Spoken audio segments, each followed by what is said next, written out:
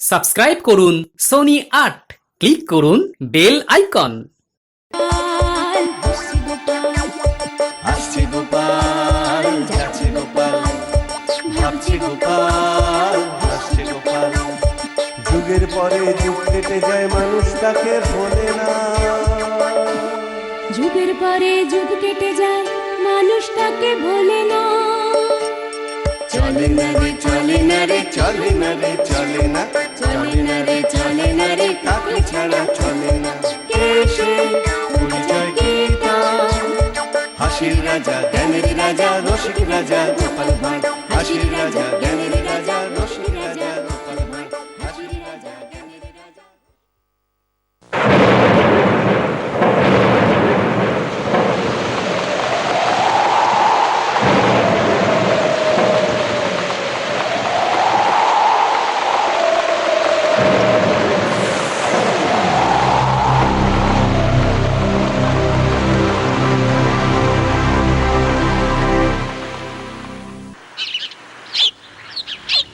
না, এবার যা হলো তাতে তো সবকিছু জলে চলে গেল মনে হচ্ছে। কি জলে গেল মহারাজ? টাকা পয়সা?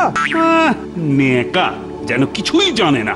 বৃষ্টিতে কৃষ্ণনগরের যে কি বিশাল ক্ষতি হয়েছে সেটা কি তোমাকে কান টেনে দেখিয়ে দিতে হবে? টানুন মহারাজ, ওই কান টানলেই তো মাথা আসে। খুব হয়েছে, তোমাকে আর ফুট কাটতে হবে না। কিন্তু আমার যে খুব চিন্তা হচ্ছে গোপাল। কিসের চিন্তা মহারাজ?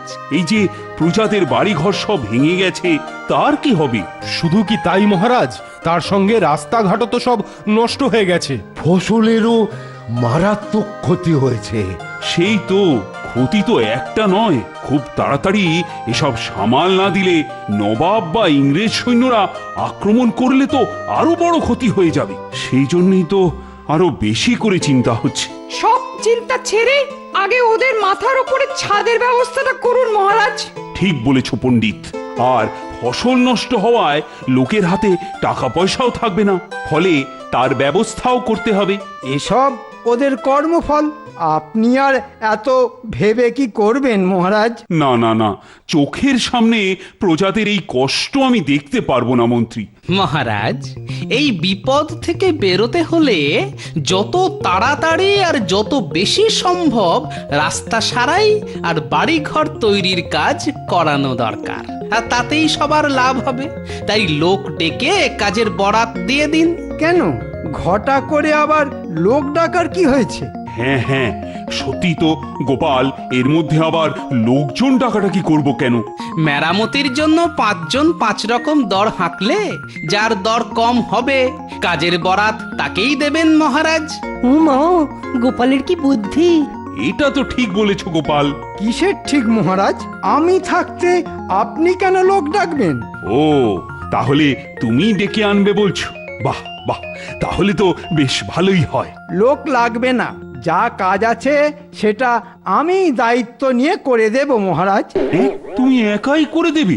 একা করি কি দোকা, মুনাফা তো সব আমারই হবে। এত কাজ তুমি কি একা সামলাতে পারবে? আপনি শুধু খরচ করুন মহারাজ, কাজ করে দেবার দায়িত্ব তো আমার। তাহলে মন্ত্রী, তুমি না হয় রাজপ্রাসাদের সামনে প্রধান রাস্তাটাই আগে মেরামত করে সারিয়ে দাও। নেই মামার থেকে কানা মামাই ভালো। যা সরানোর ওখান থেকেই সরিয়ে দেব।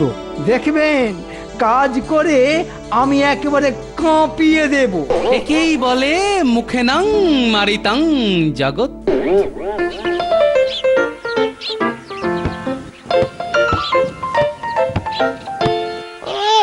দেখে দেখে একটা কাজ দিয়েছে বটে। মনে হচ্ছে হাতের ছাল চামড়া সব উঠে যাবে। কাজের মতো কাজ হচ্ছে বটে। মন্ত্রীমশাই দেখবে আর চমকে যাবে। তাহলে এই হচ্ছে মন্ত্রীর কাজ করা। নিশ্চয়ই টুপি পরিয়ে এই দুটোকে দিয়ে গাধার খাটনি খাটাচ্ছে। এদের উপর নজর রাখতে হবে, বিশেষ করে সন্ধ্যাবেলা যখন ওই মালকড়ি দেওয়া নেওয়া হবে। আচ্ছা, আমরা এখানে দাঁড়িয়ে কি করছি বলো তো গোপাল? কেন মহারাজ? অপেক্ষা, আমরা অপেক্ষা করছি। কার অপেক্ষা? কিসের অপেক্ষা? সবুর করুন, সব দেখতে পাবেন। চলুন এবার একটু পাশে সরে পড়ি।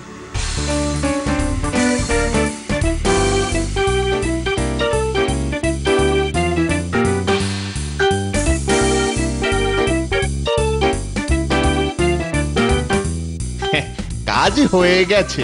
এবার এবার আমাদের ওই পাওনা গন্ডাটা বুঝিয়ে দিন তো। হ্যাঁ হ্যাঁ, এই তো নে না। আমি তো একদম তৈরি হয়েই এসেছি। এ কি? হ্যাঁ, 2 টাকা? ওকে 2, আমাকে 2। আবার কত দেবো? যা ভাগ এখান থেকে। যত দি তত খেতে চায়, খালি খাই খাই খাই খাই।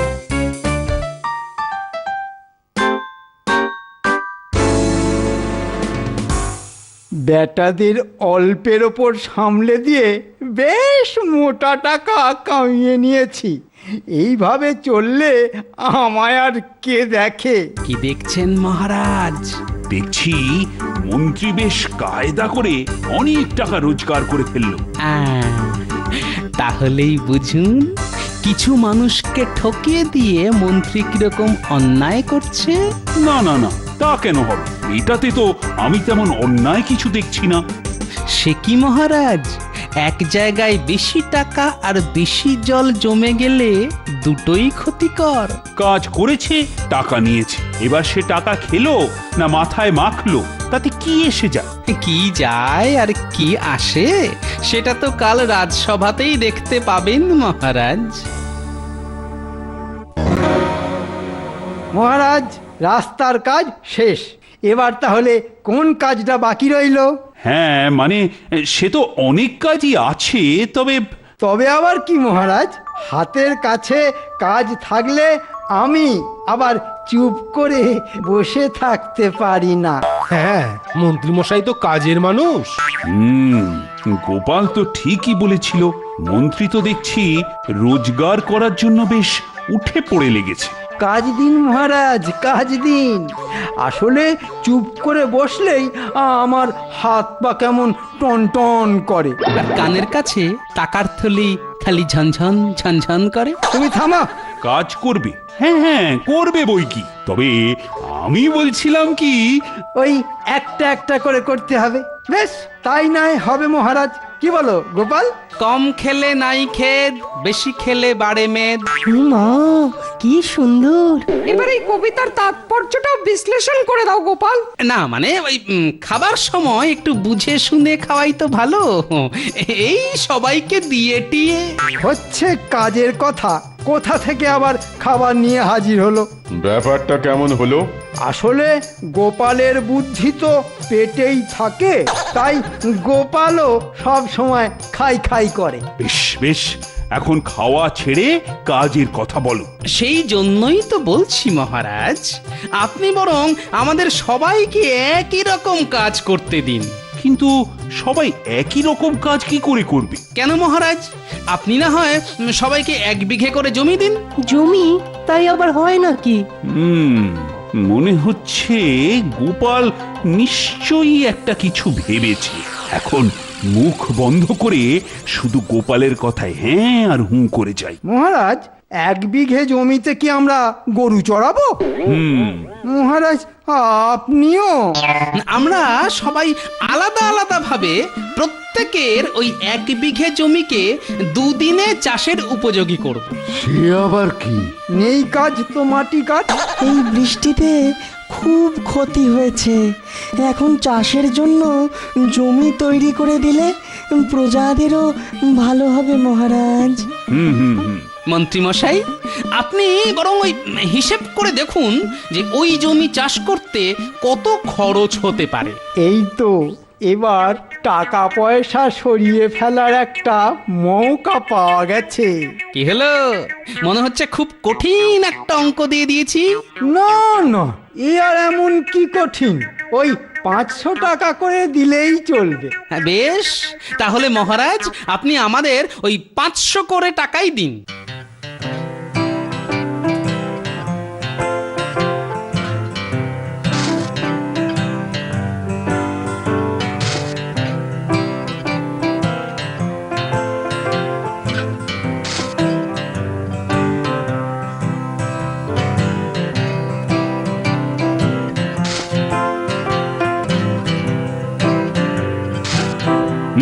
ঠিক আছে ঠিক আছে, যাও যাও যাও, এবার সব বাড়ি যাও।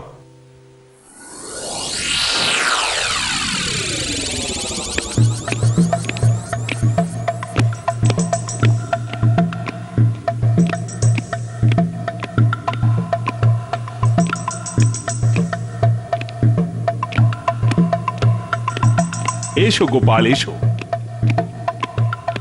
আমি তো তোমার কথা মতো হ্যাঁ হুঁ করে দিলাম, কিন্তু এবার কি? কেন মহারাজ? ওই যে 500 করে টাকা আর 1 বিঘে করে জমি। আরে সেটা তো শুনলাম, কিন্তু তারপর মানে তোমার মতলবটা কি? সেটা জানার জন্য যে আপনাকে একটা কাজ করতে হবে মহারাজ। আবার কি কাজ?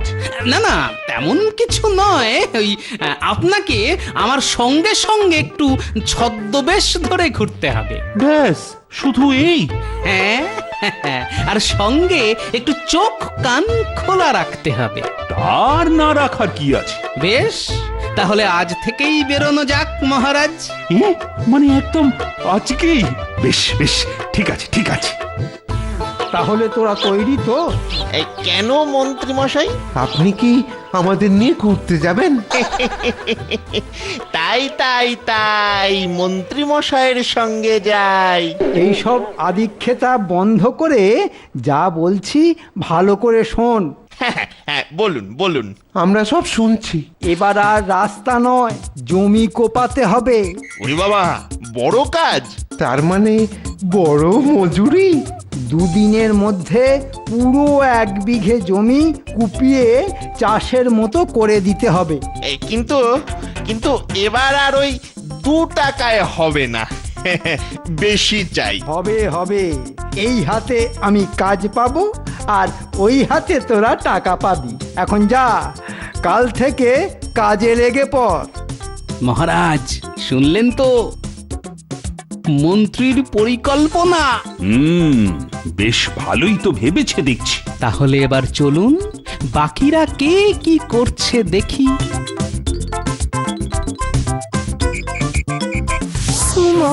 এখন আমি কি করি? কেউ তো নেই যাকে বলি। এবার যা হল শেষে সব ছেড়ে আমাকেই মনে হয় ধরতে হবে কোদাল। আর সকালেই তাহলে একটা কোদাল কিনবো, তারপর করব যা পারবো। এখন বরং ওই গানটা গাই। চলো কোদাল চালাই ভুলে মানের বালাই, চলো কোদাল চালাই ভুলে মানের বালাই। দেখি কবি যে গান গাইছে। বেচারার কি করবে মহারাজ? তোমার পাল্লায় পড়ে মনে হচ্ছে এবার ওর মাথাটাই খারাপ হয়ে যাবে। এবার চলুন দেখি বৈদ্য কি করছে।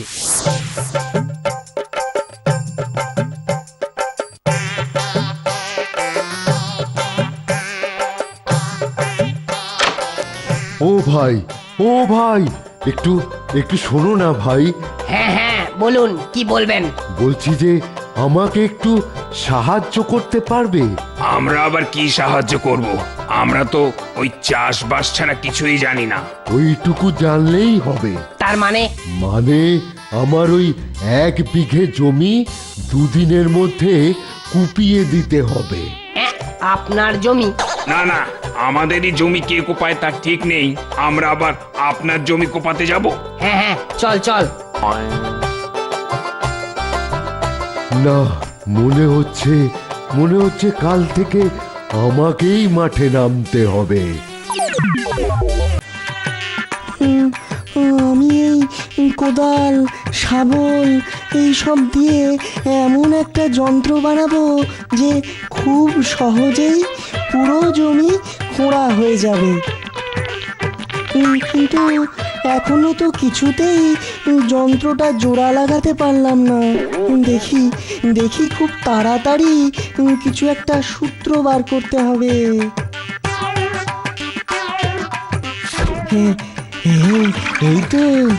এই তো মনে হচ্ছে হয়ে গেছে। আবার খুলে গেল। না কিছুতেই তো হচ্ছে না। বিজ্ঞানী আচ্ছা ফাঁপড়ে পড়েছে। কিন্তু ওদিকে পণ্ডিত কি করছে দেখবেন, চলুন। তাই তো, সে আবার কি করছে দেখি। আমি যা বলছি তোরাও সেটাই বলবি। ঠিক আছে পণ্ডিত মশাই। বল, গুরু যাহা বলিবে তাহাই শুনিব। শুনিব, কখনো গুরুর অবাধ্য হইব না। হইব না, হইব না, কখনো হইব না। গুরুর আদেশ অমান্য করা পাপ। পাপ আবার কি পণ্ডিত মশাই? সেটা পরে বলবো, এখন শোন, কাল তোদের একটা কাজ করতে হবে। ও, সেই জন্য আমাদের দিয়ে এইসব বলিয়ে দিলেন। কি কাজ পণ্ডিত মশাই? তোরা সবাই মিলে একটা জমি কোপাবি। সে কি? আমরা পারবো। এই তো ঠিক ধরেছি, নিশ্চয়ই একটা কিছু মতলব আছে। যা যা, এখন ছুটি। কাল সকালের ব্যাপারটা যেন মনে থাকে।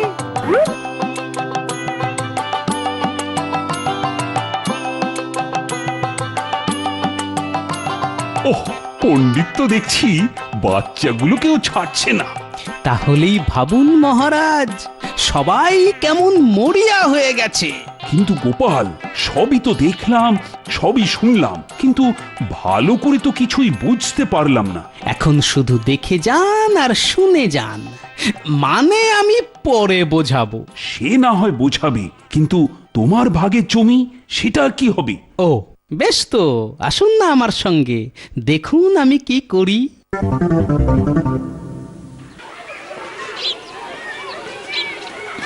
আরে এসো এসো এসো এসো এসো। হ্যাঁ হ্যাঁ, কি খবর? খবর ভালোই ঠিকাদার ভাই, আমার একটা জমি কুপিয়ে দিতে হবে ভাই। কতটা জমি? কত দিনে কোপাতে হবে? হ্যাঁ, ও হ্যাঁ, ওই জমি ওই 1 বিঘে মতো, আর কাজটা 2 দিনে করতে হবে। কাজ হয়ে যাবে? বেশ, তাহলে আমাকে কি খরচ করতে হবে ভাই? হ্যাঁ, ওই তদারকি মজুরি সব মিলিয়ে হ্যাঁ 400 টাকা লাগবে। এই নাও, কাজটা যেন হয়ে যায়।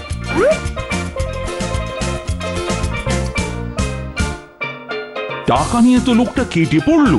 না মহারাজ, বেশি দূর যাবে না মহারাজ, চলুন না আমরা ওর পিছনে পিছনেই যাই।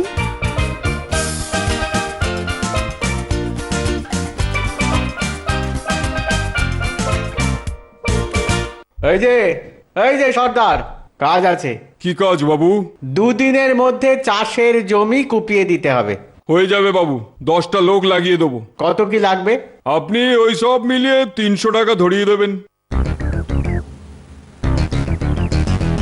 এই যে শোনো, কাল একটা চাষের মাঠ কুপিয়ে দিতে হবে। বেশ, তো আমাদের সব হিসেব বুঝিয়ে দিন, আমরাও কাজে লেগে পড়বো। এই তো, এই তোরা 10 জন এই 20 টাকা করে নে নে নে নে নে, এই 200 টাকা ভাগ করে নে। ব্যাপারটা কি হলো গোপাল? কোন ব্যাপারটা মহারাজ? এই যে 500 টাকা থেকে একেবারে 20 টাকা। যা হবার কাল সকালেই দেখতে পাবেন।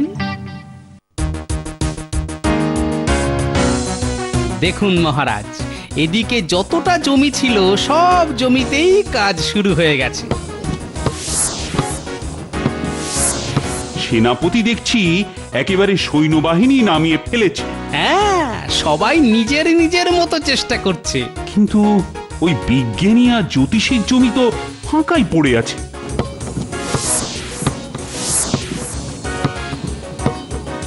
আরে, জমি চাষ করতে হবে ভেবেই কাল রাত থেকে জ্যোতিষী ভিড়মি খেয়ে পড়ে আছে। সে কি?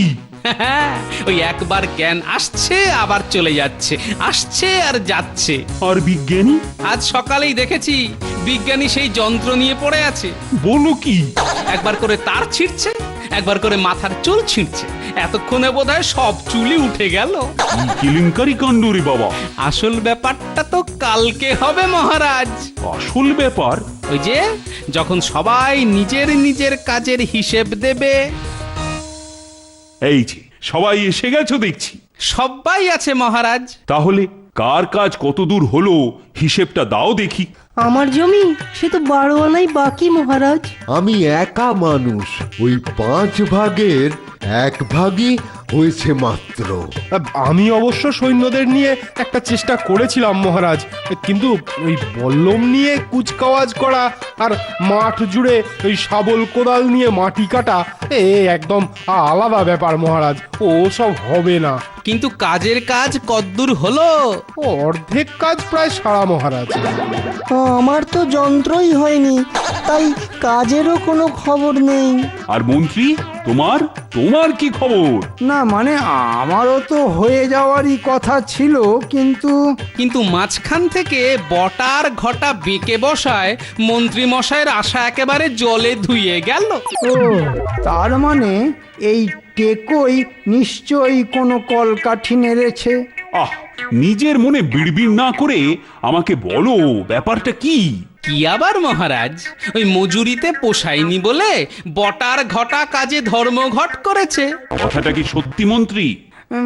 না মানে হ্যাঁ, মানে আমার তো এখন মনে হচ্ছে কেউ নিশ্চয়ই ওদের মুন্ডুটা বেশ ভালো করে চটকেছে। চটকাবেন পরে, আগে কাজের হিসেবটা আমায় বুঝিয়ে দিতে দিন। হ্যাঁ, হিসেবটা শোনাও তো গোপাল। দেখুন মহারাজ, সেনাপতি সৈন্য দিয়ে, পণ্ডিত ছাত্র দিয়ে, কবি আর বৈদ্য তো একা একাই কাজ করেছে। হ্যাঁ, তা করেছে বই কি। তার ফলে যার যা কাজ সেই কাজ করতে পারেনি, আর তার বদলে যা করেছে সেটাও ঠিকঠাক করতে পারেনি। এরকম হলে দেশেরই তো ক্ষতি হবে মহারাজ। কিন্তু মন্ত্রীর কি হলো?